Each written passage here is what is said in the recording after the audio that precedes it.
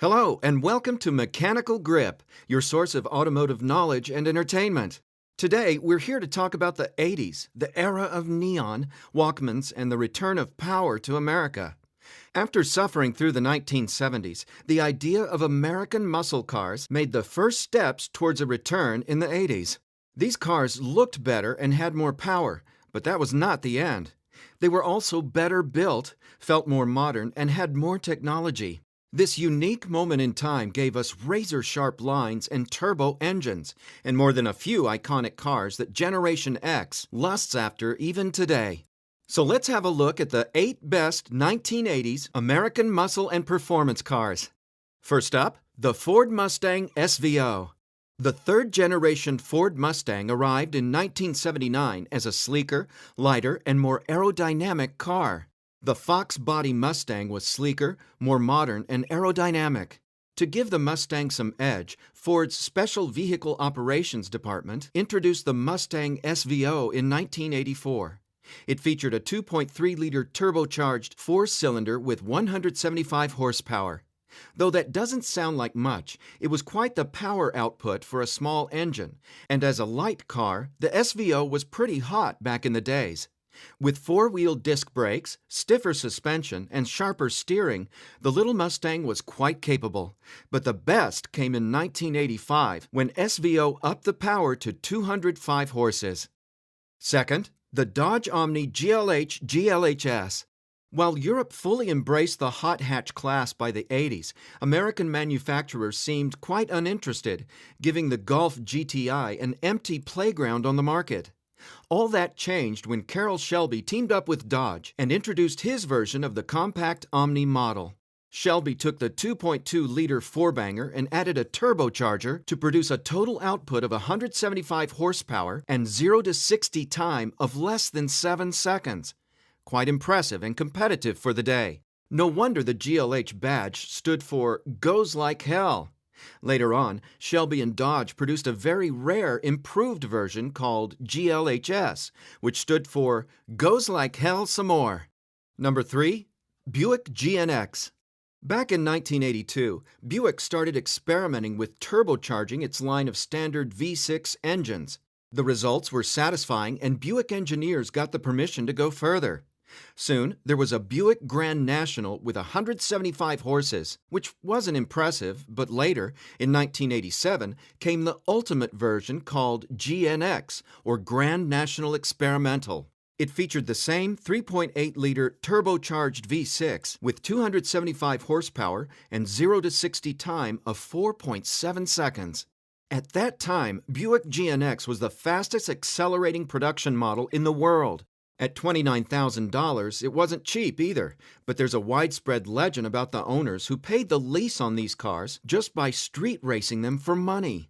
The company made just 547 of them in one production, and today they're as equally praised as they were in the late 80s. Number 4. Chevrolet Monte Carlo SS Aerocoupe. Despite being in production for just 2 short years, the Aerocoupe is one of the most interesting 80s muscle cars. Basically, it was a regular Monte Carlo SS, but homologated for NASCAR races. The Aerocoupe was introduced in 1986, and it featured a panoramic back window with back spoiler. The new rear glass provided almost fastback profile, which vastly improved the aerodynamics on NASCAR superspeedways. However, the Aerocoupe was mechanically identical to the regular SS, meaning the power was provided by a 180 HP 305 V8 engine. The production for the 1986 model year was just 200 examples, which was enough to homologate the car. However, to please the market, Chevrolet produced an additional 5,852 cars in 1987. Number 5. Chevrolet Camaro IROC Z. The third-generation Camaro was a well-received and popular car, but buyers wanted more performance and power after a while. Chevrolet delivered just that in the form of the legendary IROC Z. Under the hood was a 350 V8 with 225 horsepower in the early years and 245 horsepower in later versions. The buyers could opt for manual or automatic, and the suspension was tuned as well as steering. Chevrolet even offered a cool-looking convertible, the first Camaro ragtop in 18 years. The IROC Z proved to be a very popular and influential muscle car that finally brought some real performance to match the cool looks. Number 6. Oldsmobile 442. The most famous name from Oldsmobile's performance portfolio was revived for the 1985 model year and was based on the rear-wheel drive Cutlass platform. This time, the model designation stood for 4-speed automatic transmission, 4-barrel carburetor, and 2 exhausts. However, the 307 V8 engine delivered 170 to 180 HP, which wasn't enough for very exciting performance, and Oldsmobile concentrated on handling, luxury, and options, which made this 442 a comfortable and enjoyable car to own. This was the last rear-wheel drive 442, and for 3 years, just over 10,000 were made. Number 7. Ford Mustang GT 5.0. The rise in power during the 80s brought the first real performance to the Mustang range in almost 20 years. The Fox body Mustang grew more powerful with each model year, starting from 175 horsepower in 1983. By the late 80s, the venerable 5.0-liter V8 was pumping 225 horses and 300 pound-feet of torque, which translated to quite competent 0 to 60 times. The Mustang was once again an affordable performance car with cool styling, lots of options, and enough power to spin the rear wheels in any gear. This car marked a return to the roots with a strong V8 engine and exciting performance. The late 80s Fox body was very popular, so they're plentiful today, and the aftermarket for those cars is enormous, so you can easily modify your Fox body GT to make it even faster. Number 8. The Pontiac Trans Am GTA.